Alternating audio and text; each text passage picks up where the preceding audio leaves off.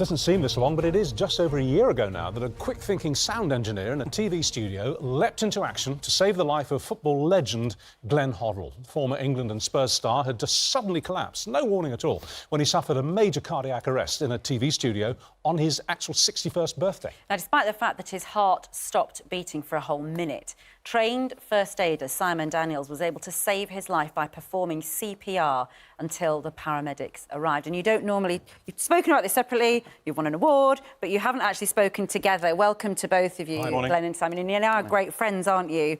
You owe him a lot, Glenn, don't you? Can he ask for any tickets he wants? You basically have to deliver. You have to deliver to wherever he wants. Let's just go through this then, because obviously you want to talk about the importance of CPR being taught in schools and that it's actually a skill that I don't know how to do. We should all know how to do it, really, and it shouldn't be that difficult.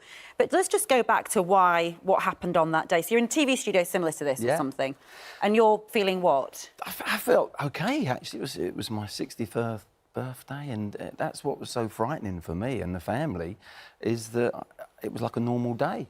And suddenly, the guys say I collapsed. We were doing... And you can't remember this, can you? I can't remember. No. The whole day as well, which is strange. So, there's about 3 or 4 things I can remember from the day before it happened. Yeah. So it's amazing what your brain does and your mind does. But I've seen the tape of it, and until the moment, you're fine. I was actually keeping the ball up. We were playing keeping up with... and then Simon... So that's literally all you know of that moment. And where were you and what did you see happening? So I was in the sound control room. We'd just finished the programme with Robbie Savage, and the guests that day were Harry Redknapp, Steve Sidwell, Paul Ince, and obviously Glenn was playing football with Robbie, and I'd walked out the sound control room just after we'd come off the air, and I'd walked behind one of the large screens, and I heard this noise or commotion, and someone said, help, help. And as I looked, I saw someone lying on the floor. I thought someone had fainted, so my natural instinct was to run over and try and help. Your first aid trained. Yeah. And to try and help. And then it was Glenn, and I realised very quickly that he was seriously unwell. He wasn't breathing. He'd stopped breathing. I did the usual checks. Which ABC, airway, breathing, circulation. Did he have a pulse? No. So heart stopped, stop breathing. Yeah, and I immediately then shouted for people to phone for an ambulance, get the defib, because the building has a defib.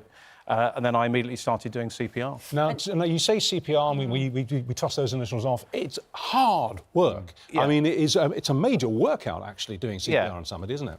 It is hard work, but anybody can do it. The key thing is if someone is having a cardiac arrest, CPR, do those skills. If you're not sure how to do it, when you speak to the ambulance service, they will tell you what you need to do, and early intervention is key. And in terms of in that moment, I mean, you're reliving it now as you're describing it, as you're approaching Glenn and he's on the floor. I mean, how do you stay calm and remember what... That's what I always say, how do you stay calm in a moment of...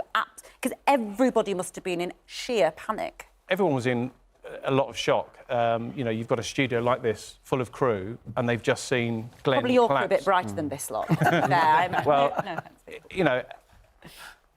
The key thing is to be calm, to make sure that the ambulance had been called, and I think London Ambulance Service said there was at least 12 calls went into them.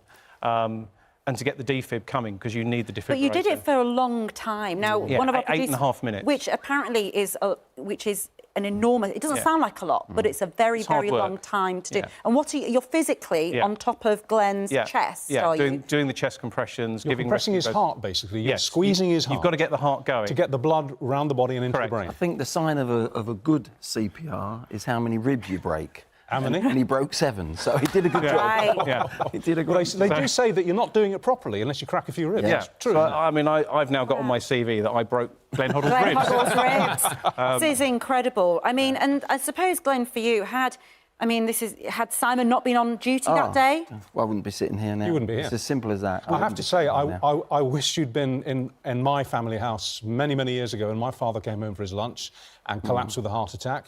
And he died in my mother's arms because she didn't know what to do. She didn't know anything about CPR, and by the time the ambulance got there, he was gone. And this is a long, long time ago.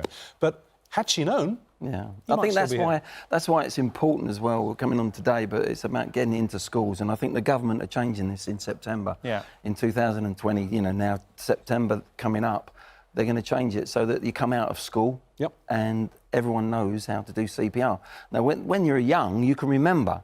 You know, we've all get Goes trained in about once. it. Did you, Yeah. did you know how to do it? No, I didn't Yeah. before. Since I've had the trainer and all my family, we did it, and Yeah. I couldn't do it because I was still healing. But again, there's things I was listening, but I've forgotten stuff. How long does it You take have to to redo learn? it all the How long is time. the process? You can do a morning course, St John Ambulance, British Heart Foundation. It's such an easy course, and it's a good course to learn. And how do you feel now? I mean, how are you? How's your health? Yeah, I feel absolutely. It was 16 months ago. I feel absolutely great, and it's all down to this guy here. It really is. Wow. Presumably, obviously, you didn't come. I mean, he got you going again, and you were taken away to the hospital, but you didn't come round for a long time. When you came round, you must have thought, "What am I doing in hospital?" Yeah, I had no idea. The last thing I was doing was keeping the ball up with Robbie, and I can't really remember that either. So, who told you what had actually happened? Well, it was the doctor. doctors when I was there, and I couldn't take it in. I was in shock anyway. Yeah. So it was the strangest thing. And when did you first meet him? I mean, after the... Oh, It was afterwards. about 3 months later, wasn't it? I came to your house. Yeah, well, maybe a bit less, I think. But I remember asking Simon, I said, "How many of these have you done?" And he said, "No, you're the first." I thought he did sort of loads of them, you know, but he was Right. absolutely, you know, everyone said he was absolutely fantastic, and of course, I owe him my life. Well, of course you do. congratulations, He Simon.